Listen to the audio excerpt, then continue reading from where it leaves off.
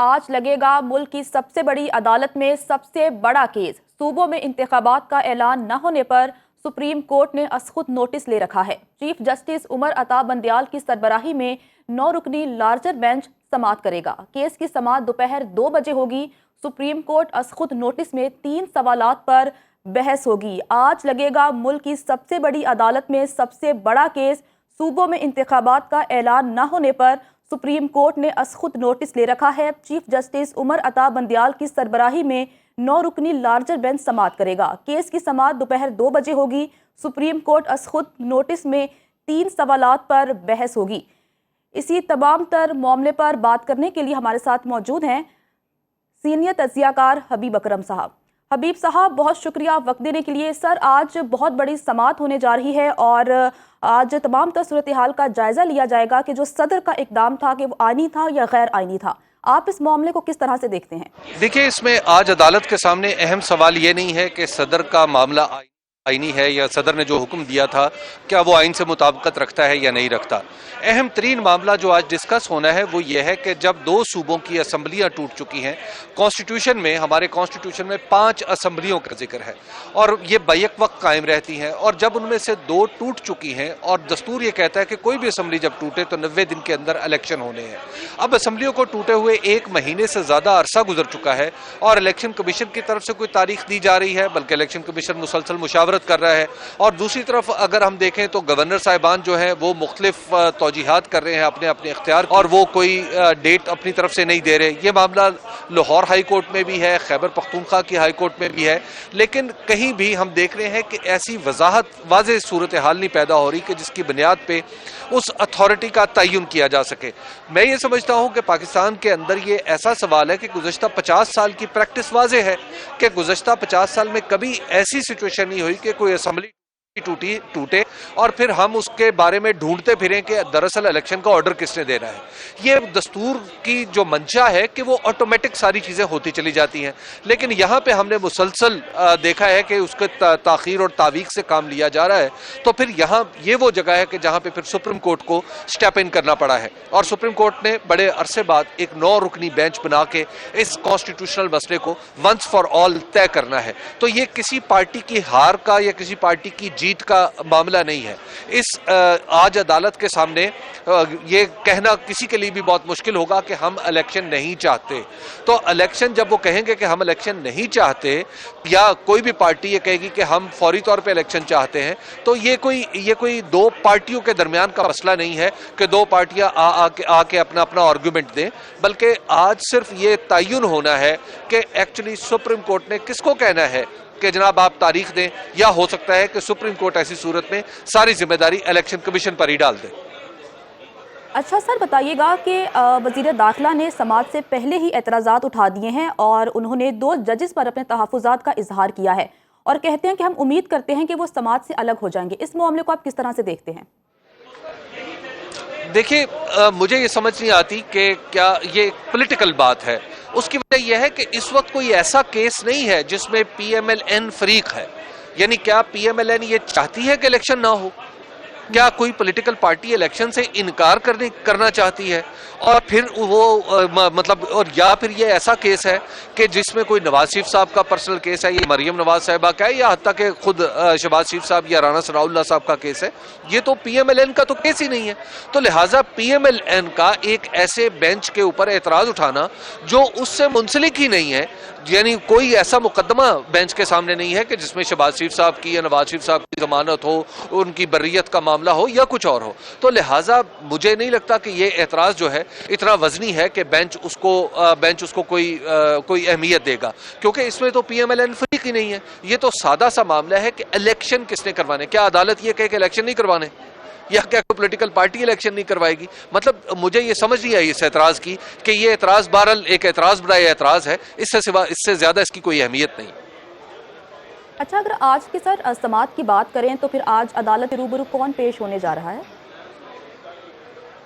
देखिए अदालत ने उन तमाम दरखास्तों को जो इलेक्शन के हवाले से हैं इकट्ठा कर लिया है। एक तो आज खुद नोटिस है जो जाहिर है जिन दो जजेस ने रिकमेंड किया था कि इलेक्शन होने चाहिए या इलेक्शन में ताखीर होती हुई नजर आ रही है तो अदालत को इसमें स्टेप इन करना चाहिए, तो लिहाजा एक तो वो सो मोटो है बुनियादी तौर पे, और उसके साथ सब्तैन खान साहब जो स्पीकर पंजाब असम्बली है उनका केस भी क्लब कर लिया गया क्योंकि वो भी सुप्रीम कोर्ट में आ गए।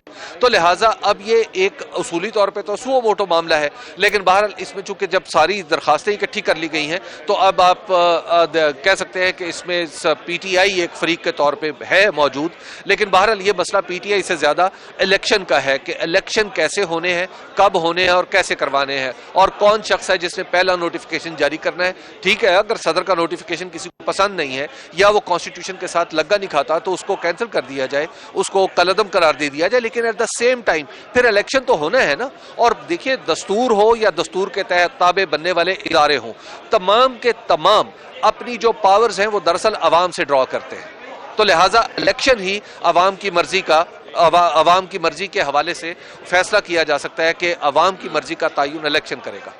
अच्छा सर, आपने जैसा कहा कि सदर ने जो तारीख का ऐलान किया है 9 अप्रैल, उस पर बात नहीं होगी, लेकिन सर उस पर तमाम तो डिबेट तो हो सकती है, और अगर आज अदालत की जानिब से रूलिंग दी जाती है कि इलेक्शन कमीशन तारीख का ऐलान करे, तो उसके बाद जो सदर का ऐलान था, जो सदर ने डेट दी थी, वो कैंसिल हो जाएगी, ऐसा मुमकिन होगा?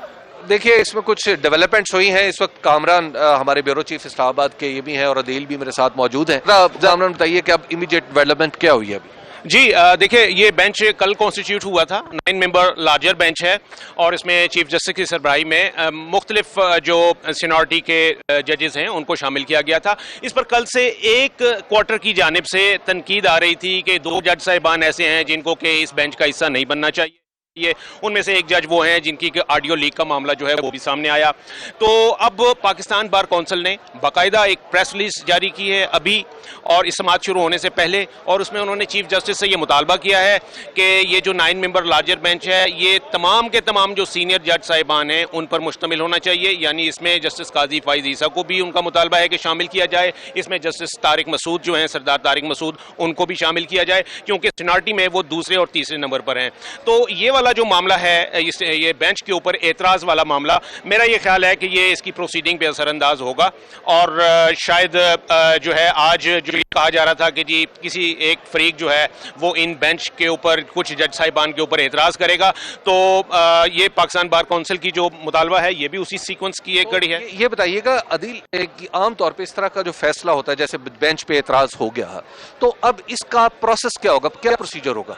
प्रोसीजर बड़ा सिंपल है। अब अगर पाकिस्तान बार कौंसिल ने ये मुतालबा रखा है, सबसे पहले मैं आपको एक और चीज़ बता दूं कि उन्होंने न सिर्फ जस्टिस काजी फाइज ईसा और जस्टिस सरदार तारिक मसूद को बीच में ऐड करने का कहा है और सीनियरिटी को देखने का कहा है, उन्होंने साथ साथ जस्टिस मज़ाहिर अली अकबर नकवी को रिक्यूज़ करने का भी कहा है कि उनको खुद ब खुद रिक्यूज़ हो जाना चाहिए, अलग कर लेना चाहिए इस मुकदमे से, क्योंकि जो ऑडियो लीक्स का मामला है और उसके हवाले से पाकिस्तान बार कौंसिल ने रेफरेंस भी दायर करने का कह दिया है उनके खिलाफ। उस सारे सिनेरियो में अब चीफ जस्टिस जो कि बेंच को हेड कर रहे हैं और वो ही एडमिनिस्ट्रेटिव पावर सारी सुप्रीम कोर्ट की चीफ जस्टिस के पास है। चीफ जस्टिस के इख्तियार में है कि वो अगर इसी बेंच के साथ कंटिन्यू करना चाहें तो उनको कोई आप रोक नहीं सकते, और अगर वो चाहें तो बेंच तब्दील भी कर सकते हैं। माजी में हमने देखा है, जस्टिस काजी फाइज ईसा केस में कामरान साहब एग्री करेंगे कि उस केस के अंदर ये हुआ था कि जस्टिस काजी फाइज ईसा पेटिशनर थे, उन्होंने जस्टिस एजाजुल हसन और जस्टिस सरदार तारिक मसूद पर एतराज़ उठाया था कि वो उनके बाद अगर आज उनको फारिग किया जाता है तो ये दोनों चीफ जस्टिस बन सकते हैं, तो उनको बेंच से हटाया जाए, उनके फ़वायद हैं इसमें। और उन दोनों जजेस ने एतराज़ भी किया था, उसके बाद उन्होंने खुद रिक्यूज़ किया था और काफ़ी रिग्रेट के साथ जस्टिस एजाजुल हसन ने एक नोट लिखा था, मुझे अफसोस है, जो बेंच के सरबराह थे उन्होंने उनको नहीं कहा था कि आप रिक्यूज़ करें, और आज भी मुझे नहीं लगता कि चीफ जस्टिस कहेंगे उनको कि वो रिक्यूज़ करें या बेंच को अलग वो तब्दील करेंगे। रिक्यूज अगर कर लिया जाता है तो इसका मतलब है कि ये तो दिनों का मामला है ना, मतलब एक 90 डेज की मुद्दत दस्तूर में लिखी हुई है, तो उसको टाइम कंस्ट्रेंट है, तो अगर रिक्यूज होते हैं या बेंच में मजीद इजाफा जैसे बार कौंसिल के तकाजे पर अगर किया जाता है तो आपके ख्याल में इसमें मजीद ताखीर हो सकती है फिर? जी बिल्कुल, देखिए हबीब साहब, इसमें मामला ही ये 90 दिन का है। जिस दिन से आपका जो स्टॉप वॉच है ना वो उस दिन से ऑन हुई हुई है जिस दिन ये पंजाब असम्बली और खैबर पख्तूनख्वा असम्बली टूटी थी। 90 दिन का टाइम उस वक्त से काउंट हो रहा है। आइन में बड़ी वाज़ेह है कि 90 दिन के अंदर इलेक्शन होना है। इसके ऊपर तमाम फरीकैन जो हैं वो भी मुत्तफिक हैं। तो इस जब ये मामला क्लियर है तो अब सूरत हाल ये पैदा हो रही है कि जी ये 90 दिन के अंदर, अभी देखिए अभी ये मामला, इससे पहले ये हाई कोर्ट में रहा। हाई कोर्ट का एक स्टैंडिंग ऑर्डर है जिसमें सिंगल बेंच ने लाहौर हाई कोर्ट के, उन्होंने ये कह दिया था कि पंजाब असम्बली के इलेक्शन का उन्होंने हुक्म दे दिया था कि इलेक्शन कमीशन और गवर्नर पंजाब जो हैं वो बामी मुशावरत से। एक और भी यहाँ पे सवाल उठता है, वो ये है कि ये कोई दो पार्टियों के दरमियान तो मुकदमा नहीं है। ऐसा तो नहीं है कि किसी एक तरफ कोई पार्टी है और ये कोई ऐसा है जिसमें फैक्ट्स का तयन करना है। इसमें तो कानून की तशरीह का मामला है, और जब तशरीह का मामला आ गया तो इसमें बार कौंसिल का ये बिहेवियर, ये रवैया कि आखिर जनाब फलां जज को नहीं होना चाहिए, ये कोई उन आम मानों में ये कोई इंसाफ का मामला तो इसमें दरपेश नहीं है। साहब इसमें अगर आप कोट कर दें कि वो जो सदर मुमलिकत ने ये दिया अपनी, उन्होंने तारीख दी है 9 मार्च की या 9 अप्रैल की, उसमें उसके ऊपर भी तनकीद की जा रही है कि उन्होंने ये कैसे कर दिया। कल तो वजीर आजम ने भी ये कह दिया कि जी मैं सदर मुमलिकत के खिलाफ एक खत लिखूंगा उनको, जिसमें मैं उन्हें बावर कराऊंगा कि आपने ये मजम्मत करूंगा कि आपने ये कैसे जो है वो तारीख। यानी इलेक्शन करवाने के लिए हमें बंदा नहीं मिल रहा। इस वक्त पाकिस्तान में प्रैक्टिकली पोजीशन ये है कि 14 करोड़ लोग हैं रफली 2 सूबों के, उनकी असम्बलियां नहीं और हमें बंदा नहीं मिल रहा।